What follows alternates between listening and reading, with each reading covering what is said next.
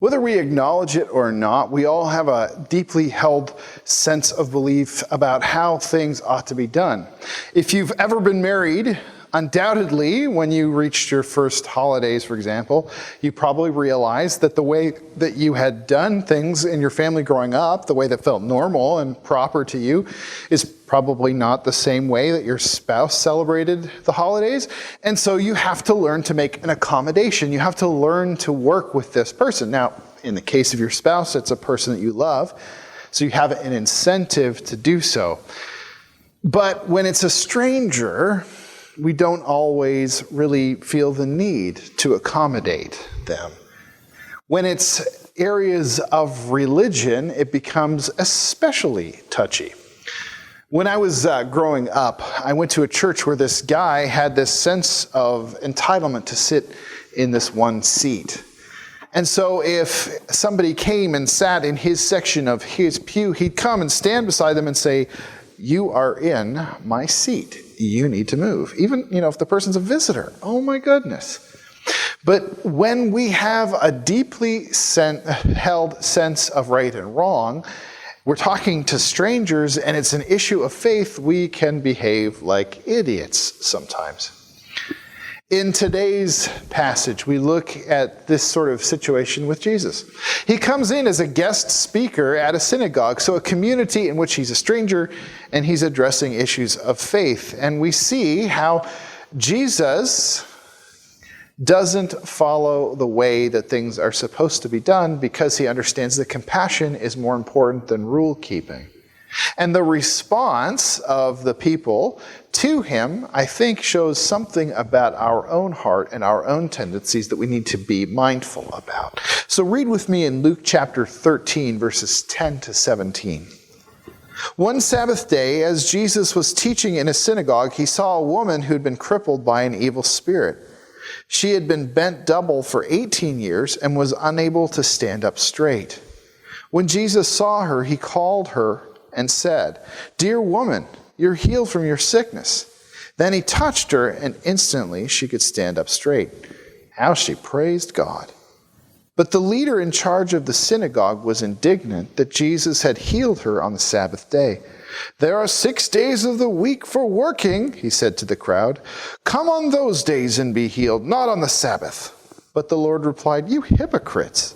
Each of you works on the Sabbath day. Don't you untie your ox or your donkey from its stall on the Sabbath and lead it out for water? This dear woman, a daughter of Abraham, has been held in bondage by Satan for 18 years. Isn't it right that she should be released, literally untied, even on the Sabbath?" This shamed his enemies, but all the people rejoiced at the wonderful things he did. So on the surface, this story is not that difficult to get your head around. Jesus transgresses the synagogue ruler's understanding of what is right and wrong by healing somebody on the Sabbath day.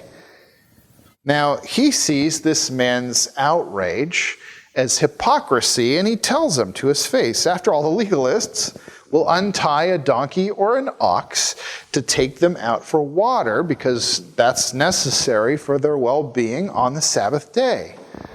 But they're not willing to untie this woman on the Sabbath day, so they are treating their livestock with more dignity and respect than they are treating this person who is a child of Abraham. When he puts it in such stark terms, he shames these people because he makes them look like donkeys. But there's something else going on here. There's a deeper meaning that we might take from this text.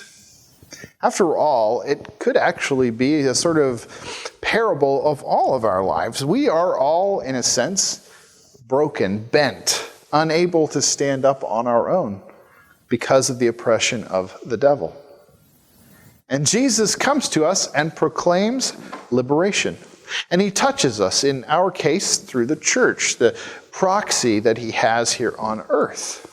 But that message of liberation isn't always good news for those with religious authorities, because they have a sense of how God ought to operate in the world, and they expect him to follow their expectations. In other words, they have sacred cows, or we have sacred cows.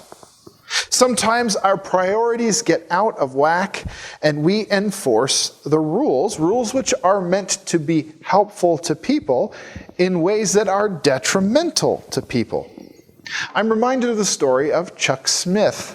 Chuck Smith started the Calvary Chapel movement in the late 60s or early 70s. I can't remember specifically when. But he had great success reaching out to hippie kinds of people, and eventually his church got too big and they needed to build a new building. And oh, how nice it is when you get to move into a new building. Everything's nice and shiny and neat.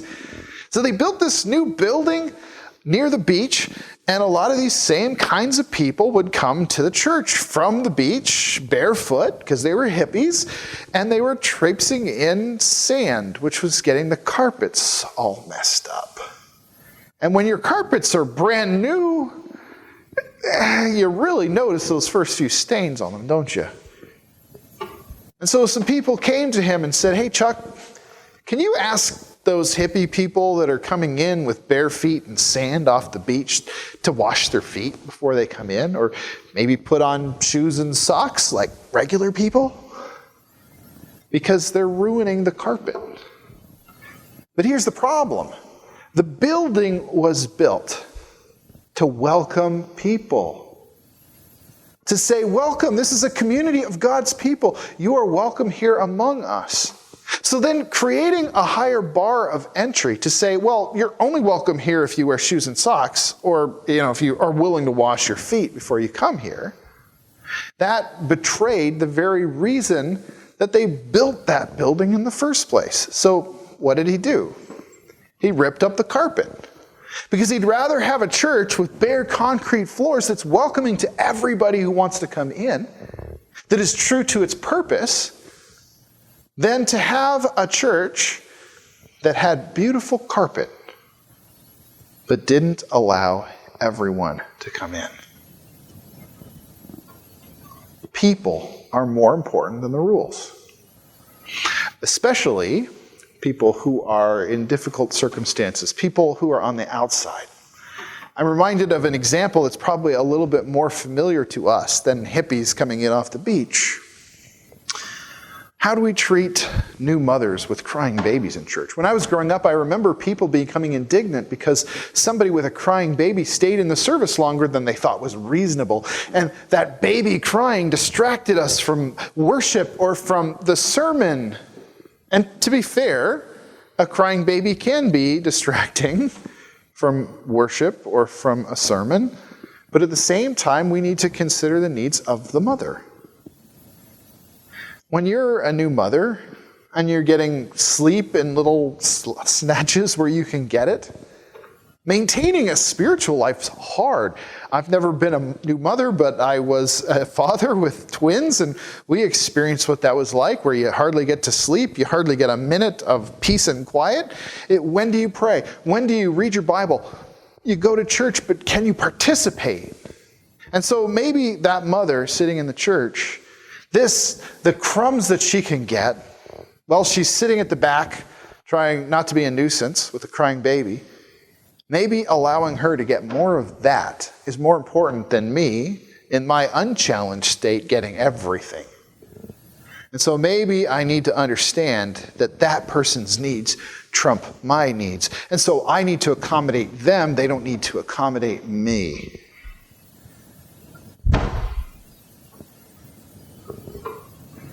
The church must be welcoming to everybody, especially the people who are struggling. Now, the church has made some progress in making the church more attractive to people of a newer generation. This is something the church has to do every generation in order to keep itself relevant, especially in a day and age like today where people can go and do other things. We've modernized the music, we've relaxed the dress code, we've made things far more informal. But when we look at the church and we see the inability of congregations to break the barriers of division that are apparent in their culture, things like race and politics and socioeconomic status, then we understand that the church still has a long way to go in becoming a place that is inclusive to all people. So there's something about the way that we do church that makes certain people feel unwelcome. What is it? Well, it can be tons of different reasons. Maybe people don't connect with the music. Maybe the sermon doesn't speak to the specific situations that they experience in their life. Maybe they associate the church with a particular political persuasion that they disagree with. Maybe the service times just don't work for them. Maybe they have to work on Sunday mornings. If we became aware of the things that were keeping people away from church, making people unable to participate in the life of the community, would we be willing to change those things to accommodate them? Or do we simply say, this is the way that we do church, take it or leave it? The synagogue authorities that chastised Jesus for his willingness to heal somebody on the Sabbath, they would say, this is the way that we do it, and that's more important than what you need. But we're supposed to learn the lessons. Are we able to adapt to the needs of people? How would we feel if people started coming to the church who had different needs than we had? There's lots of Indian students at Northern College. What if a group of Indian students started attending our church? Would we be willing to, for example, sing some songs that are maybe a little bit more culturally familiar to them so that they can worship in their own heart language, even if it feels a little weird and foreign and stuff to us? It's outside of our comfort zone.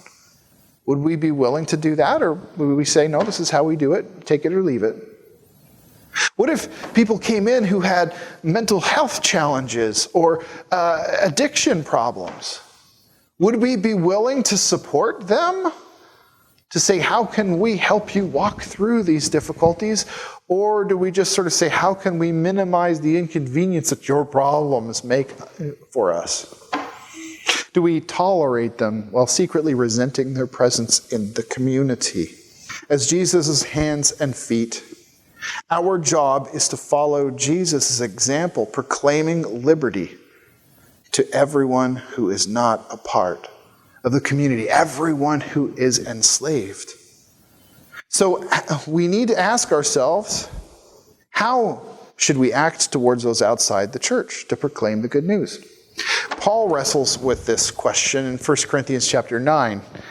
He says, though I am free and belong to no one, I have made myself a slave to everyone, so as to win as many as possible. To the Jews, I become like a Jew to win Jews. To those under the law, I become like one under the law, though I myself am not under the law, so as to win those under the law. To those not having the law, I become like one not having the law, though I am not free from God's law, but am under Christ's law, so as to win those not having the law. To the weak, I become weak to win the weak. I have become all things to all people, so that by all possible means I might save some. I do all of this for the sake of the gospel, that I may share in its blessings. So Paul here says that he does all of these things for the sake of the gospel. The gospel always stays at the center of what he's doing. But the rest is negotiable. He doesn't compromise the gospel message, but he embodies it differently depending on his audience. As if Paul is saying, what is the good news for these people? So to the slave, he might proclaim, Jesus has set you free. To the person racked by guilt, he might say, Jesus has forgiven you. To the person who feels like the spiritual outsider, he says, Jesus has broken down the barriers that keep us apart, and you are welcome to be a full member of the spiritual insiders community. While the gospel remains central, everything else must be negotiable.